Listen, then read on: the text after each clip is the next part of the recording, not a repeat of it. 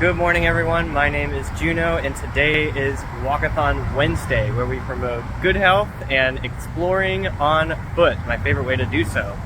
So today we are going to be focusing on the three most popular parts of Los Angeles, which are Hollywood, West Hollywood, and Beverly Hills. It's going to be a really interesting long walk today, but I'm really enticed to explore and share with you some of the contrasts that I expect to find in places that are really hyped up to be, really nice. So we're going to really explore sort of the reality of that and see just what we can find. We are starting in lively Hollywood. Notice this building here. It almost kind of has a contemporary New York style to it, except that if you look here, it's actually only the front of the building that's sort of designed in this brick-like fashion. The rest of the building is just what appears to be concrete or some kind of stone. But they've made the front of it to look like, I guess, a New York. This is called the Broadway Hollywood. This is the best STD testing ad I have ever seen. In my 5 months of living here, this is the very first time I've ever actually visited the Hollywood Walk of Fame. And it's very interesting, kind of. It actually stretches across several streets. I've walked through several blocks now, so the stars actually go pretty much all the way around Hollywood here. It's my first time really walking through here, so. The thing is, Hollywood is very robust. Everything is a tourist attraction here. You have the Hollywood Wax Museum there, the Museum of Illusions down there. Behind me is the Ripley's Believe It or Not. We have the Dolby Theater here, which is historic, but you can't really tell because it's been overrun by all of this stuff here, these sort of Foot Locker and other things like that. There's a Sephora over there you can see.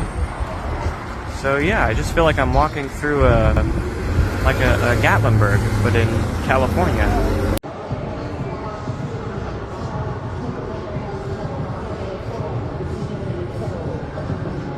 I mean, would you even guess that the Dolby Theater is here? I wouldn't. So here we have the actual Dolby Theater, nestled in between a Hard Rock Cafe and that giant shopping mall I was just in.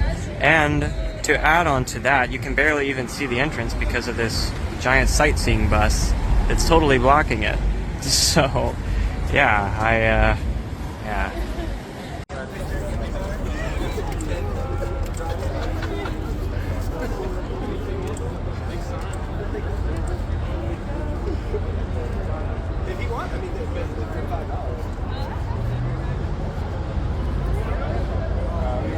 In fact, this issue is not unique to Hollywood. This is most popular destinations around the world. Most shops on Sunset here are souvenir shops. You will not find cute local coffee shops or non-touristic boutiques. I will say this artwork is very cool. It tells the history of the Walk of Fame. I don't dislike tourist attractions innately. They have a place in society. I dislike when they fail to represent or otherwise replace the heritage of the place in which they are located. West Hollywood. Yep, it's a separate city. They didn't want to be part of Los Angeles. There is a lot of Russian influence in this area. In fact, West Hollywood has more Russian speakers than anywhere in the country except New York City. These are the kinds of interesting venues I was hoping for but missing in Hollywood. I almost got a gig here last month, actually. The infamous Pink Wall in Beverly Grove. Admittedly, this is a pretty cool building. Small note here, but I love that this is in Spanish. In the spirit of the day, I chose a lunch very much LA. Found a cute alleyway with a coffee shop inside. What's up, guys? I am just chilling with a cold brew here in this alleyway. And I have decided to cut the Beverly Hills part out of today's walk.